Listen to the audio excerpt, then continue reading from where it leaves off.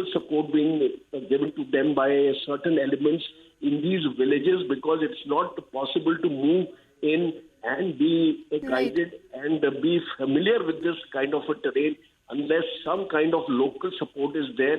So I think the police will also need to get into it. The intelligence agencies will have to identify these people who are facilitating these terrorists to come inside and stay here, because these coordinated search operations are a must, because if we allow this infiltration to take place, these people will come into the hinterland and carry out a major strike, which I think should be avoided at all costs. So I commend the valor and the bravery of the soldiers that in spite of all the constraints, they are carrying out these operations, and especially now in the winters, it's extremely difficult in these areas, especially in the winters, to carry out these operations, because it gets dark very fast, and these people are able to take advantage of the darkness also. So, my compliments to the Indian Army, and it's extremely sad to listen about these casualties. And we need to gear ourselves up in these areas. We need to increase the deployment of troops. We have to do something now, because there has been a pattern.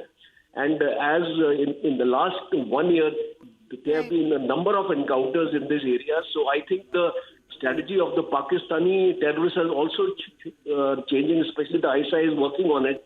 So we also need to re-strategize our strategy against these terrorists.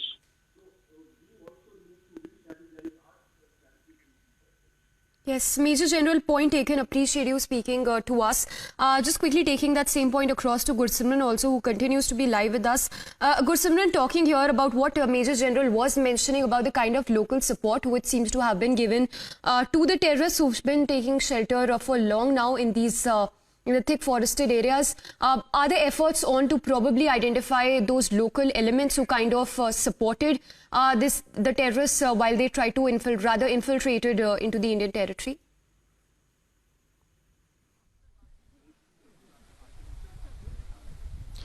See, Samiksha, as we speak, the operations are on, and it is not only about getting those 3 terrorists, those who have carried out this deadly attack, as Major General has rightly mentioned, that the support system that is helping these terrorists to survive in this area is something really very concrete. We have seen after the Bhatadurian attack that has taken place in the month of April, and followed by the Kandi attack, that at least a dozen people were taken into the custody, and when their forward and backward linkages were traced, they turned out to be the terrorists who harbored the terrorists who carried out the attack on this Hindu community. The 7 Hindus were killed in the Dhangri area of Rajouri. So what it seems that those support base seems to be similar for any group of terrorists, no matter what terror attack they carry out, what Tanzim, the terror group they belong to, but the terror base, system base is almost the same, and that's why the intensified crackdown is on. As we speak, the Jammu and Kashmir police is carrying out the searches in the area, and they are ensuring that any attempt of the Pakistani terrorists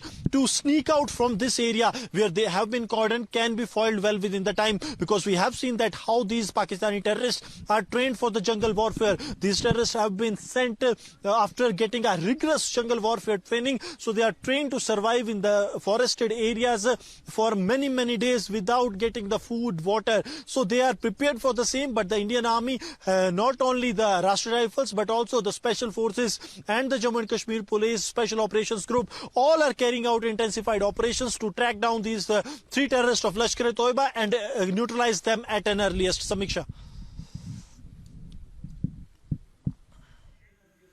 Right, Gursimran, thank you for the moments. Of course, Gursimran getting us the latest, and as we speak, the NI team is already